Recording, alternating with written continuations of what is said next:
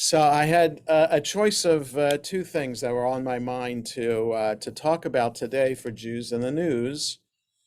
One is an op-ed that appeared a week or so ago in the New York Times by an award-winning Israeli author, David Grossman. He wrote an op-ed for the New York Times about the mood in Israel today and going forward. So it's a pretty depressing op-ed. So I've talked a lot about Israel in these Jews in the News sessions the past several months. So instead, I want to do something else. And what I'm going to share with you, I cannot share by a PDF because it's proprietary through the Rabbinical Assembly. And it's about intermarriage and the proposed possible changes to policy for conservative movement rabbis regarding intermarriage, conducting a ceremony welcoming intermarried couples into a congregation. So I want to share my screen with this that came from the Rabbinical Assembly. And so I'll make it bigger in a moment, but let me just say again, for those who just came in, a couple of weeks ago, the Rabbinical Assembly sent out this working group summary of meetings that have taken place regarding intermarriage, what the Rabbinical Assembly should do regarding changing the standards about officiating at a ceremony for an interfaith couple, and also what it means to welcome interfaith couples into synagogue. So two things about this before we look at it. So in fact, I'll stop sharing so you don't cheat and look ahead while I'm talking. One thing is, so there's a synagogue on the North Shore of Boston. That's what the suburbs of Boston are called, North Shore, South Shore. So if you can picture the map of Massachusetts in your head, Boston is on the coast. North of Boston, before you get to New Hampshire, those suburbs are called the North Shore. The suburbs that are south of Boston along the coast, before you get to Cape Cod, that's called the South Shore. So there's a synagogue in the North Shore suburbs of the suburb called Swampscott, where the rabbi is a member of the Rabbinical Assembly, used to be here in Northern Virginia, way out Northern Virginia, like in Leesburg, and has been in Swampscott for, I don't know, 5, 6, 7 years, something like that. The congregation just hired a cantor who was not trained by a conservative movement institution, that is the Jewish Theological Seminary or the Ziegler School of Rabbinic Studies. In fact, I don't know if the Ziegler School in Los Angeles even has a cantorial school.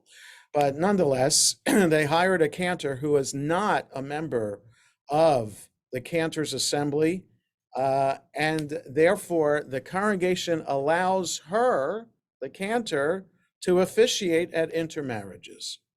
So this is really quite remarkable for the conservative movement. First time I've ever heard about this. And the news about this came out, those of us who like to read little things within the Jewish world, which, don't quite make the New York Times, but it could have been in the foreword.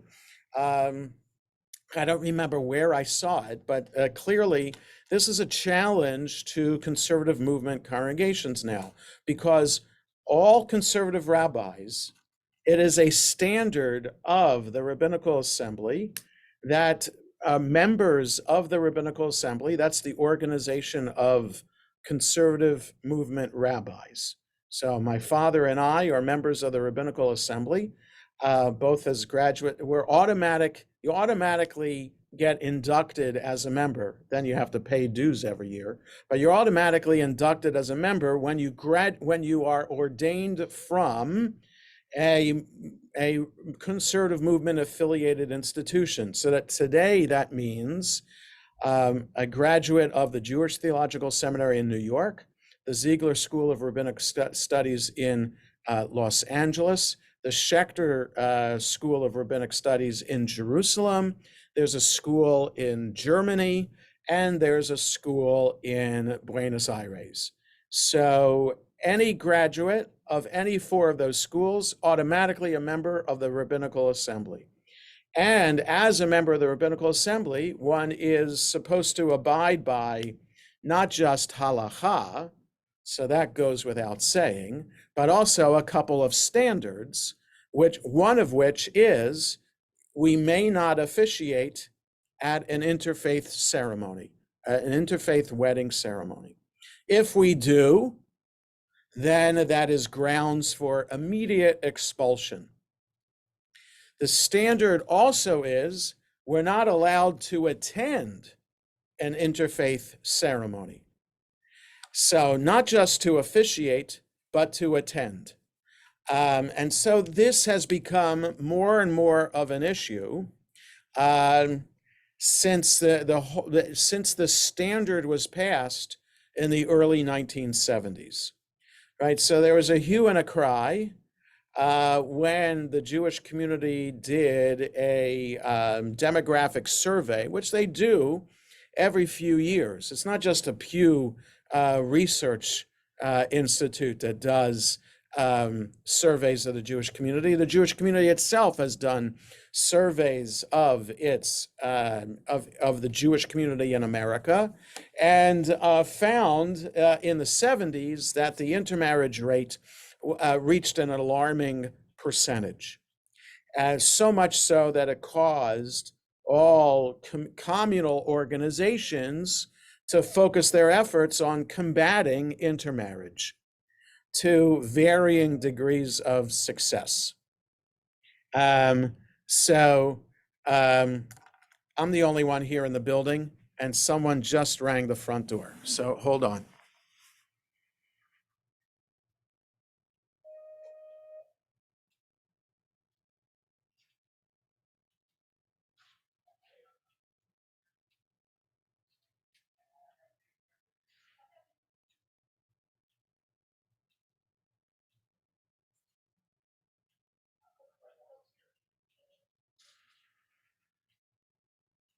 You have to call.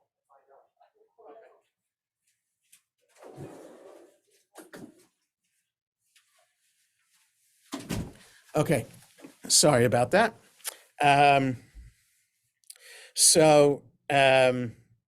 Somebody remind me what my last sentence was. You were the only one in the building. No. Before that. You were talking about it caused a great consternation. No, the study of what percentage of Jews are marrying outside the faith. Yes, okay, but okay, so this is so at the time in the 70s when this standard was passed, it was an initial reaction to new information. So it's been 50 years, it's not new information anymore. So in other words, what I mean by that is when something new arises that challenges tradition, it takes a while for traditionalists to understand what this new information is, and then to recognize that maybe it might not be a challenge to tradition as much as we thought. So that depending on what the issue is, some people have a knee-jerk reaction of an automatic no, we can't accept anything new. Other people say, let's think about this. And other people say, yes, absolutely, let's accept this new thing.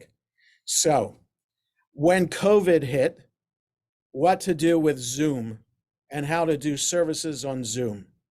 knee-jerk reaction, no way. We've never done Zoom before, but we haven't done it before because we said before that it's not halachic. We can't do it now. Others said, absolutely, let's do it. And others said, let's think about it for a little bit. So I'm the think about it for the little bit person.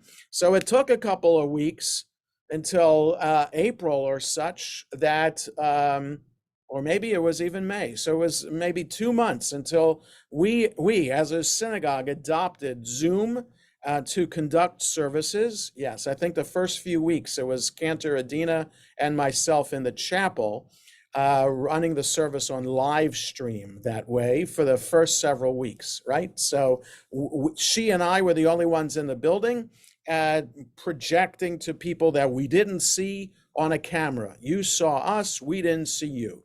And we realized then, I waited until a paper came out, a teshuvah came out from the Rabbinical Assembly that said it was okay to use Zoom in this emergency situation. And because of that, then with the religious committee, we adopted our stance about using Zoom. Okay, so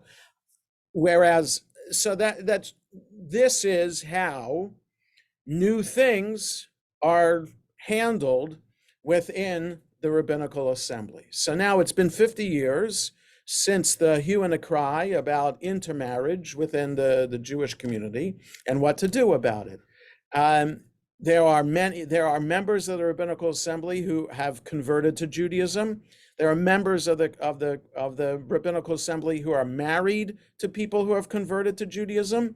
There are other members of the Rabbinical Assembly who are married to people who aren't Jewish.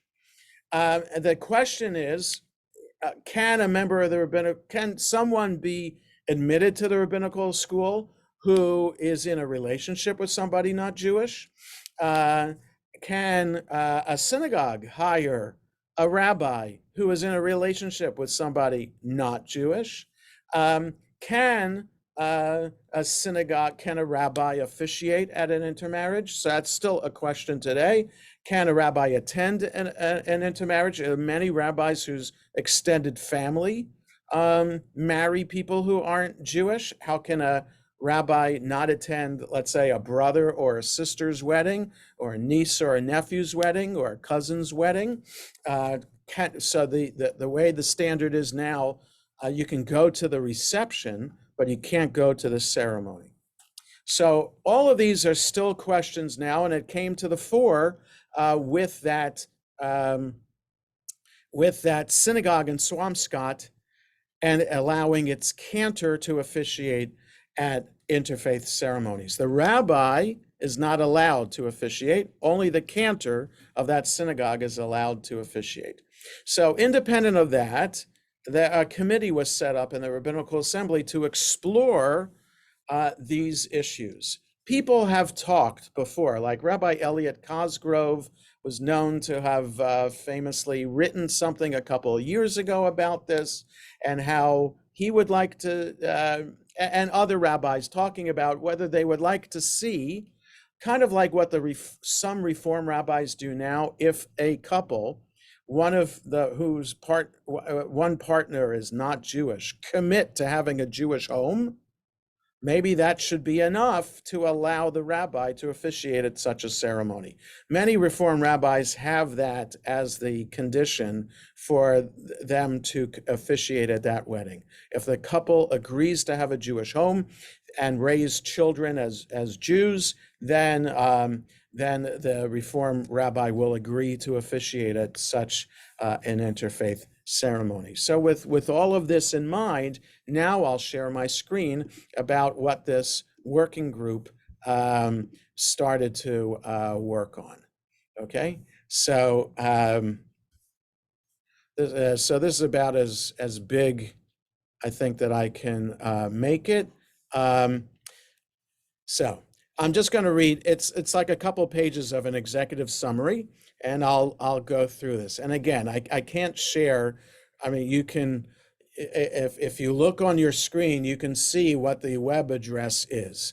You won't be able to have access to it, because unless you are a member of the Rabbinical Assembly, because there's a fire, not a firewall. There's like a member wall to the that only allows access to this if you are a member of the Rabbinical Assembly.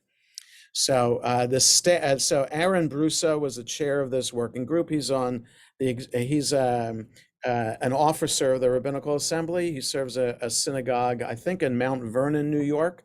And the committee was made up of Pamela Barmash. She is the chair of the Committee on Jewish Law and Standards. She's a rabbi and also a professor at Washington University in St. Louis. Bruce Bromberg Seltzer, I'm not sure what he does. Mickey Goldstein is a rabbi from Israel. So it's interesting having an international focus on this, because the issue is not really an issue in Israel. It's an issue in North America. Josh Heller, who wrote that teshuvah about Zooming, he's a rabbi of a large synagogue in Atlanta. Lauren Henderson, I have no idea who she is. Emmy Levin, I have no idea who she is. Michael Knopf is rabbi in Richmond, Virginia. Stuart Vogel is a past president of the Rabbinical Assembly.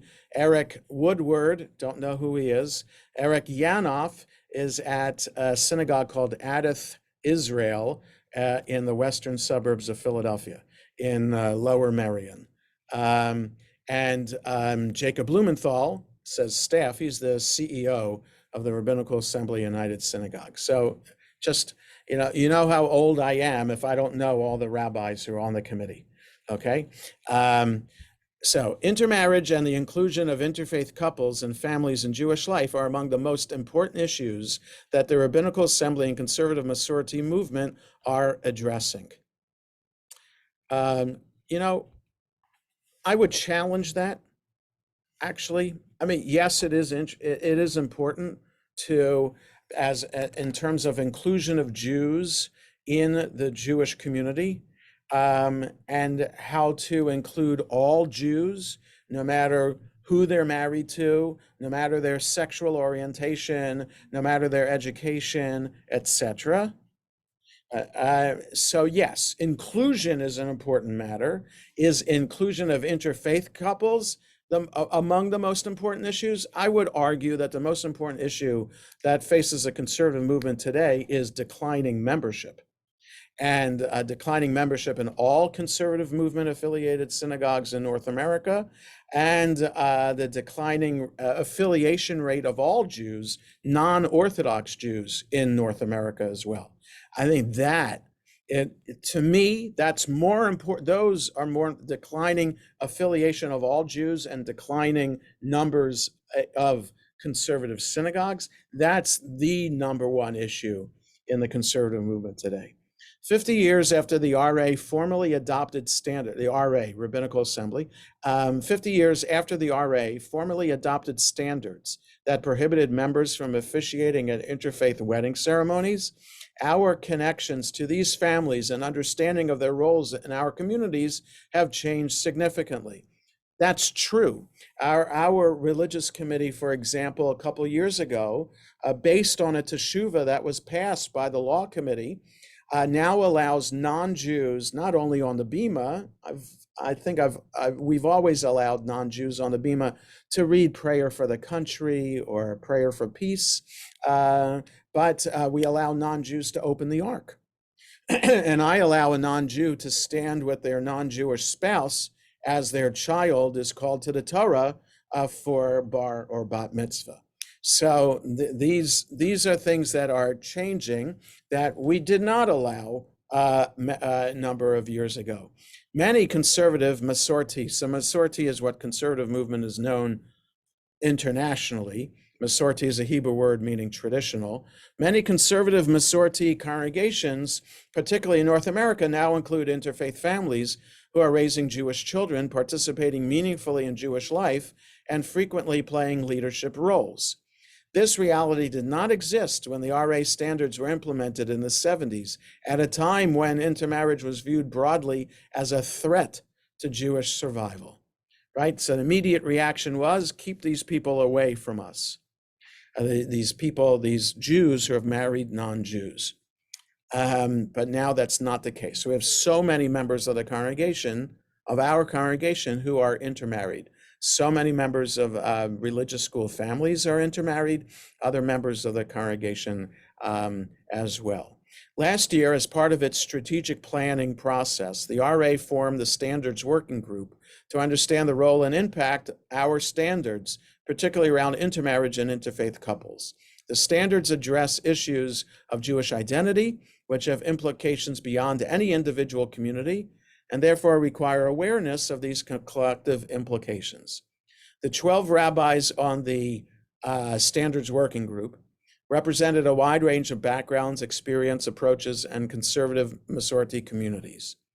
The group included 3 members of the RA's Committee on Jewish Law and Standards, which sets halachic policy for the conservative movement, 2 rabbis from Israel, or I guess Amy Levin is the other rabbi from Israel, Amy Levin and Mickey Goldstein, where intermarriage is viewed differently than in many American communities.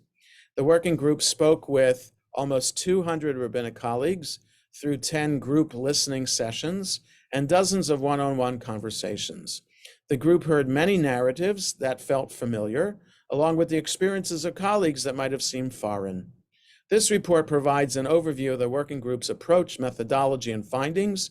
It includes a series of next steps, recommendations to move the working group, so this is the first thing I wanted to share.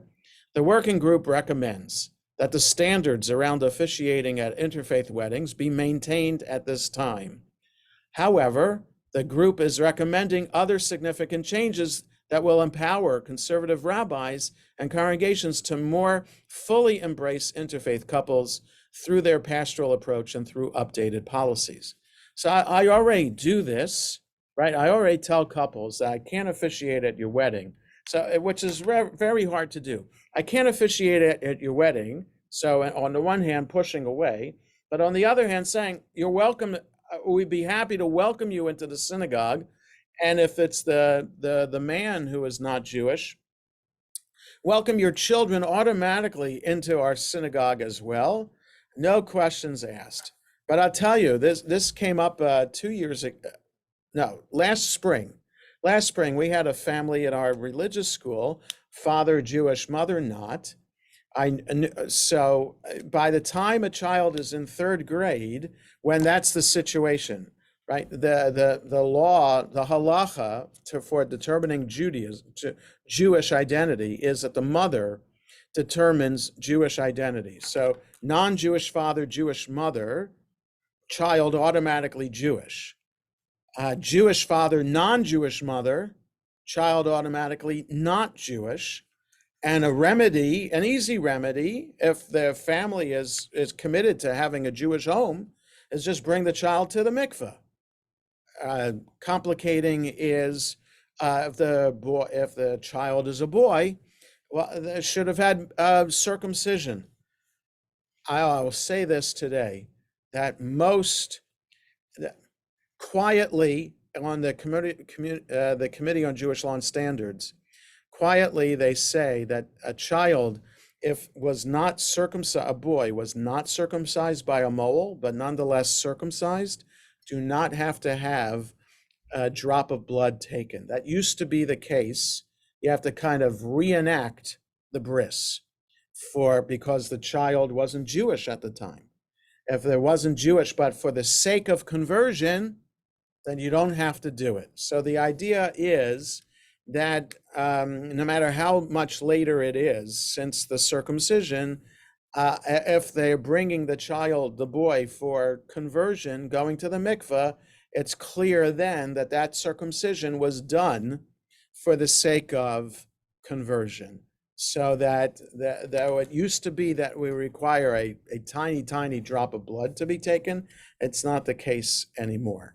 So I met with this couple whose son was about to go into 3rd grade the following year, explaining in person what the challenges are of what it means to belong to a conservative movement synagogue, what it means in terms of Jewish identity, and how we'd like to arrange a formal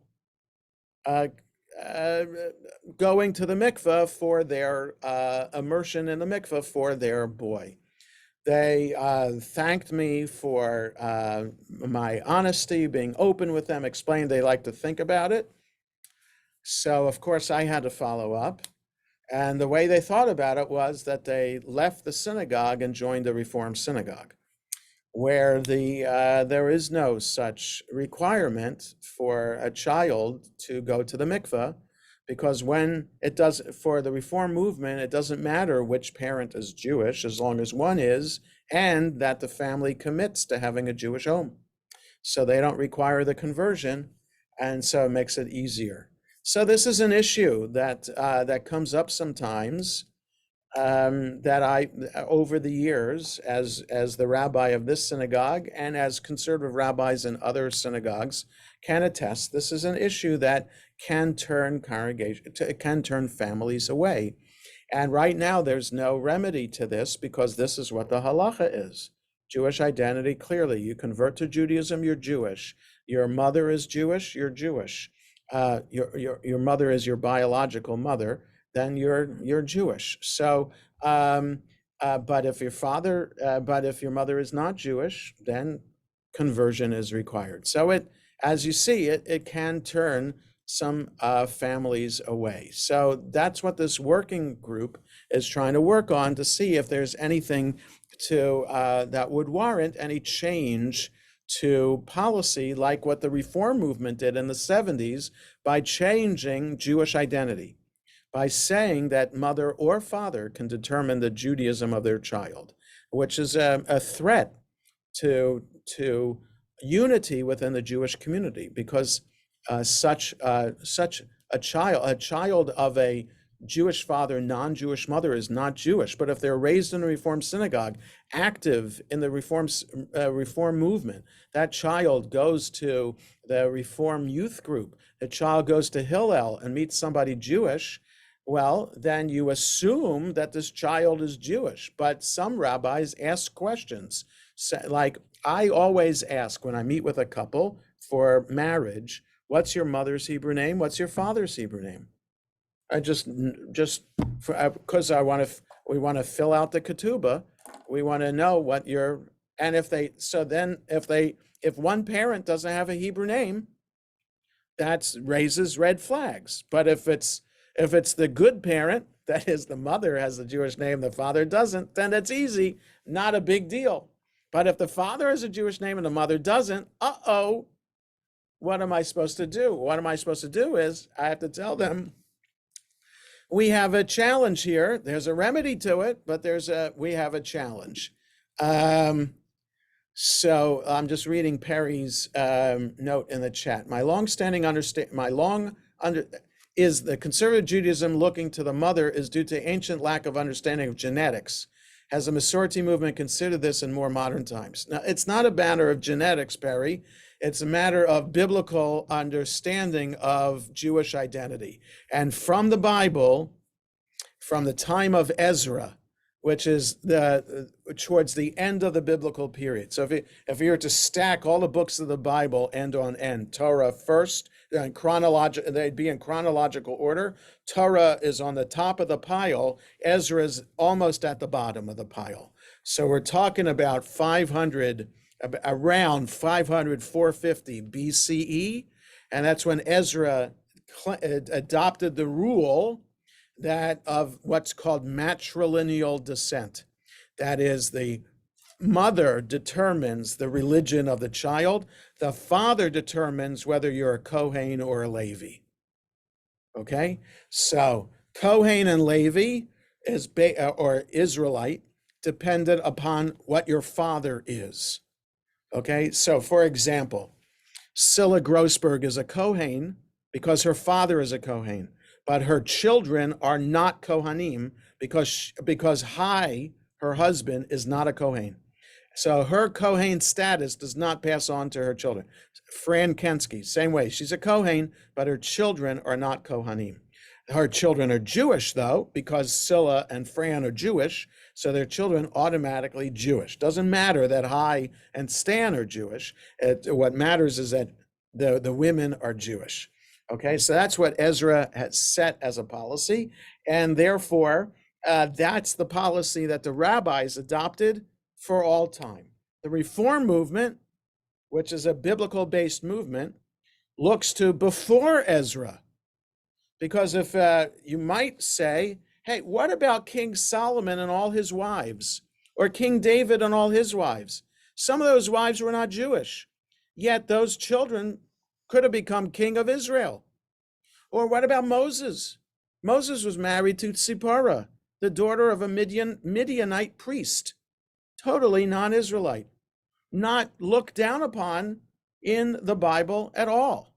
Now, we know that Abraham sent his servant to the home country to find a wife for his son Isaac, but it's among the cousins or among the people among whom they had lived with before, because they didn't want to intermarry with the Canaanites. But it was still outside of the covenanted family of Abraham and Sarah. So the Reform movement said, but we look to Moses and Miriam, we look to King Solomon, look to King David, and we should say that since the Bible acknowledged them as Israelite families, this is how we'll deal with the intermarriage issue today. We're saying that either the mother or the father can determine Judaism for their child. Okay, so whether that's good or bad for the Reform movement in terms of involvement in the community and future leadership in the congregation, if you're going to allow people to be Jewish now who weren't considered to be Jewish before, then you have to come up with a method of educating them to get up to speed like everybody else in the community too. So that's an issue with this interfaith intermarriage in general, what to do about not just welcoming them, but also integrating them into the community. Today, rabbinic authority is much more about trust and relationship. People don't explore and evaluate their beliefs, practices, and behaviors with a rabbi because they're convinced the rabbi is right, but because they believe the rabbi knows and cares about them, and because they respect the rabbi's knowledge base and commitments. So in other words, what this statement is saying is, in the non-Orthodox world, people aren't going to the rabbi to find out if something is kosher. People are going to the rabbi to get the rabbi's understanding of Jewish tradition so that they can make a decision for themselves about Judaism in their home. It's not a halachic decision, it's more a cultural decision. And this is in fact a key element of challenge to conservative Judaism today. And what I mean by that is there are so many synagogues looking for rabbis and not enough rabbis looking for synagogues to work in. So for the past few years, there have been like 60 conservative movement synagogues looking for rabbis. So I have access to what's called the placement list, the list of synagogues that are looking for rabbis. Used to be, my father remembers this, used to be that we would get in the mail yellow pages to literally information on yellow paper that was what synagogues would be looking for a rabbi, and that was the placement committee would send that out on yellow pieces of paper. When I was ordained in 1989, they still had those yellow pieces of paper. It was only the past 15 or so years, when I applied to Sharei Tefillah in 1994, it was still those yellow pieces of paper. So it was after that it went digital, and now it's on the computer. You can see there are 60 synagogues looking for rabbis, and maybe there are 20 RA members looking for a pulpit to serve. So the rabbinical schools themselves, their enrollments have declined. So, and among the enrollment, not all of them want to serve congregations. So there aren't enough rabbis from the movement training institutions to serve synagogues today. There aren't enough rabbis out there who are still looking for jobs. So what happens is there are non-denominational rabbinic training institutions like Hebrew College in Boston, Academy of Jewish Religion in New York, and those are a Reconstructionist Rabbinical College. I mean, that's its own denomination, but there are the conservative movement has now had to allow non-rabbinical assembly members to apply for synagogues to serve as rabbis. So the challenge for the conservative movement is not only finding a rabbi, but finding a rabbi then who is committed to conservative movement ideology. So a basic conservative movement ideological tenet is a commitment to halakha. But with Hebrew College, Academy of Jewish Religion, and other places like that, there isn't necessarily a commitment to halakha. So to apply to a conservative synagogue, the conservative synagogue is going to be a little bit more traditional than another one, but then halacha gets watered down to almost what this statement is, because they believe the rabbi knows and cares about them, and because they respect the rabbi's knowledge base and commitment. So halacha isn't important anymore, or as important as it used to be. So this whole thing about intermarriage is not just about intermarriage, but it's also about halakha writ large. Like what is the role of Jewish law within the conservative movement anymore? And it's all about trying to figure out what that means. So there was a Rabbinical Assembly United Synagogue combined convention in December. And what should have been on the agenda was this very question. And it wasn't on the agenda at all. That is, what is the future of the movement? How do we define ourselves as a movement? Do we need a new name for our movement? Does the name Conservative Masorti even reflect who we are? And how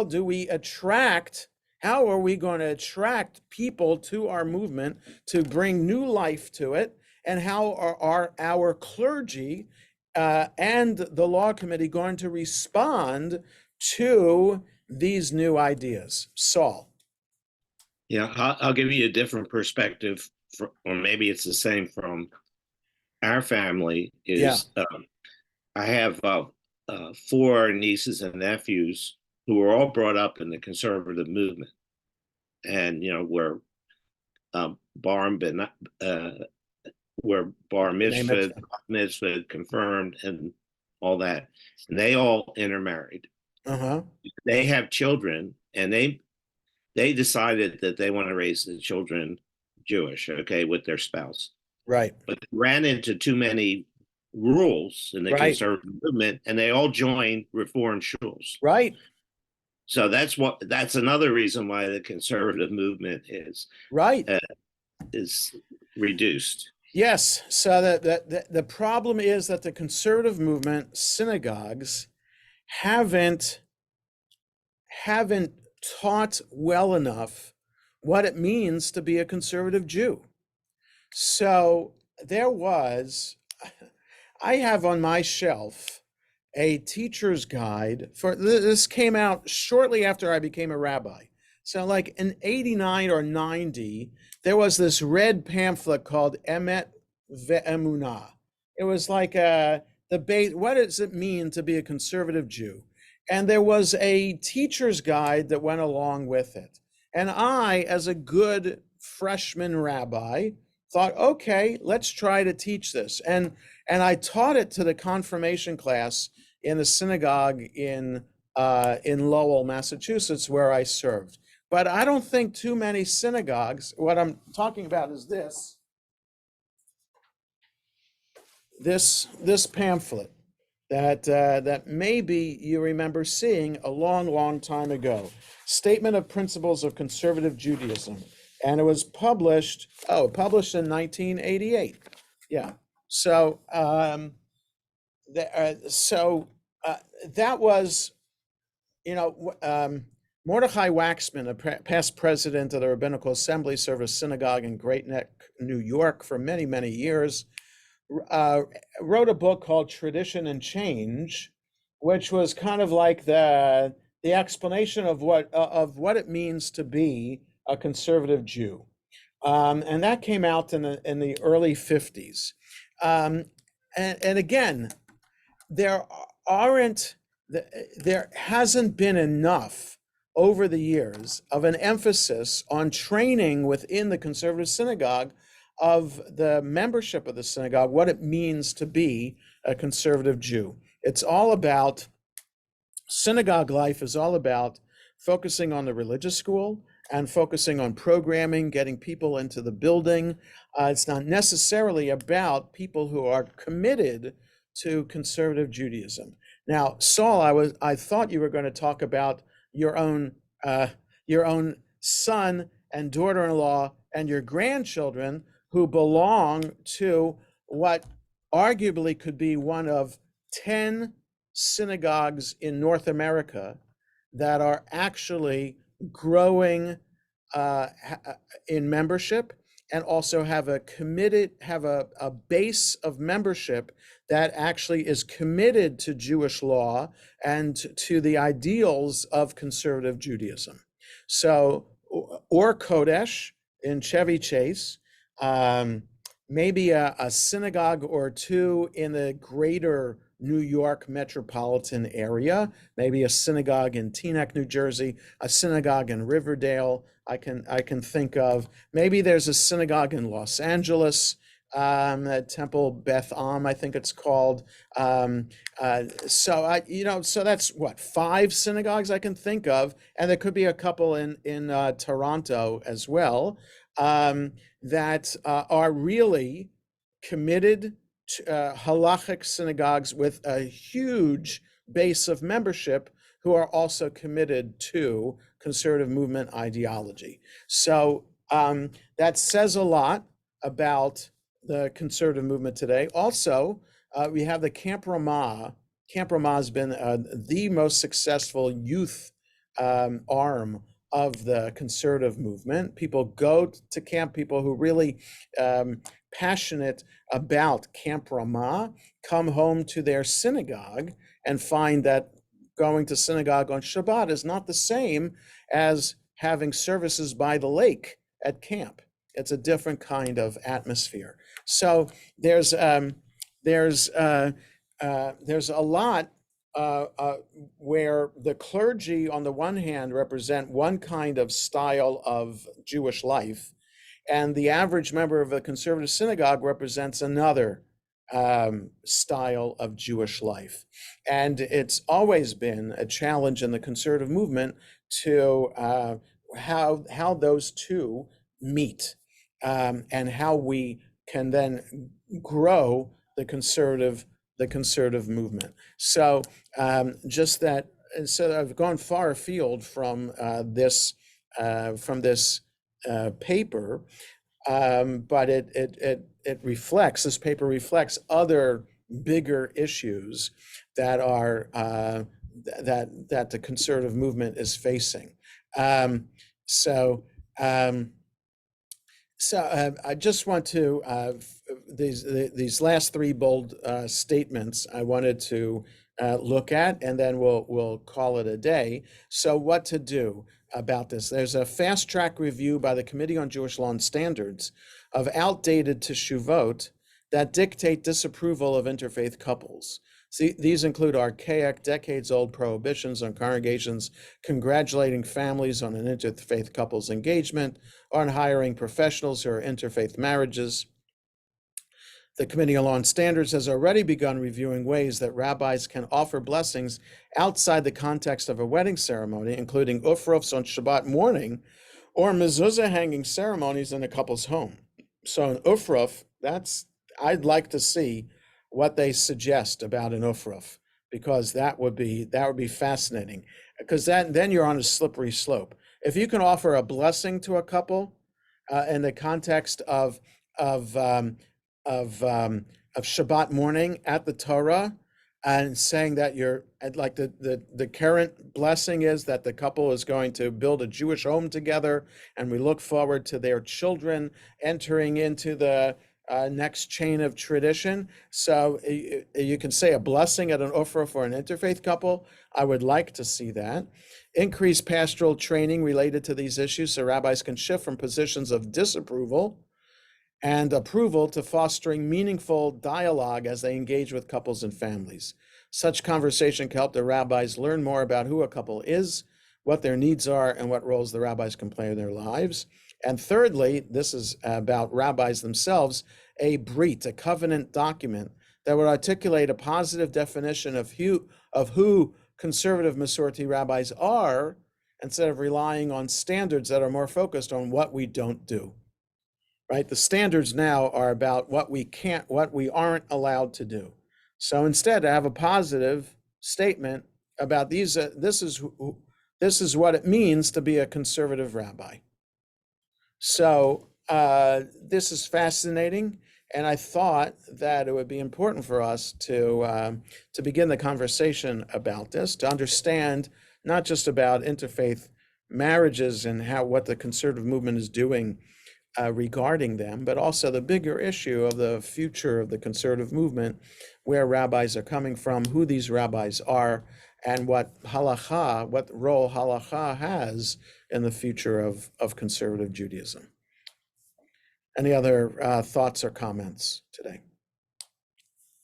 Okay, so thanks for your attention today. I wish everybody, today is Rosh Chodesh. It's the new month of second Adar. So Chodesh Tov, everybody. Have a good rest of the day. Okay. Good morning, everyone.